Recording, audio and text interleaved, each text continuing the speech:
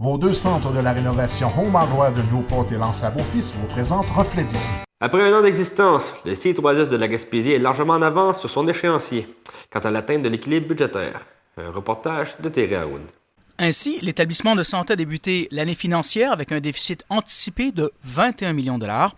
Et à la fin de l'exercice financier, l'organisation devrait présenter un déficit d'environ 5 millions de dollars. Un résultat financier qui n'est pas étranger à un ensemble d'efforts et de réorganisation du travail au sein de ce nouvel organisme qui fédère sous un même toit le secteur de la santé régionale depuis le 1er avril 2015. On peut entendre la PDG du C3S de la Gaspésie, Chantal Duguay. Et je vous dirais que le 1er avril 2015, on se demandait quel héritage qu'on avait au niveau de la Gaspésie, parce qu'on ne connaissait pas tous les établissements.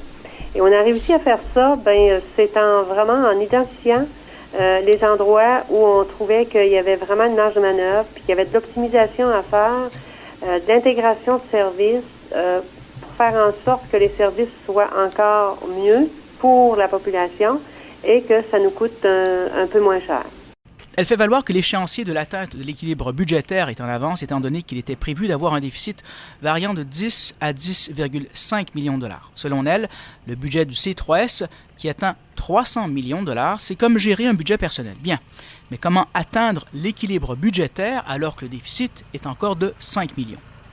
La deuxième année est toujours plus difficile parce que les marges de manœuvre de la première année, elles ne sont plus là, oui. Bien entendu. Mais encore là, on s'était donné un plan d'équilibre budgétaire sur environ 1 an et demi, 2 ans. Et cette année, on est allé chercher aussi des mesures non récurrentes, là, ce qui veut dire qu'ils ne se répéteront pas cette année. Donc, on va continuer de faire des travaux de réorganisation, beaucoup plus au niveau, je parle toujours cette année que ce serait des travaux d'optimisation au niveau des services de support, comme par exemple, vous savez, l'alimentation, la buanderie, l'entretien ménager. Comment on peut faire les choses, les réorganiser. Je vais juste vous donner un exemple, là, buanderie, par exemple, qui fonctionne le jour, puis qu'on a des pics au niveau d'utilisation de l'énergie. Si on réorganise les horaires, on va faire des gains au niveau de l'électricité, par exemple. On fouille un peu partout pour trouver les gains. Thierry Haroun pour TVCGR, à Percé.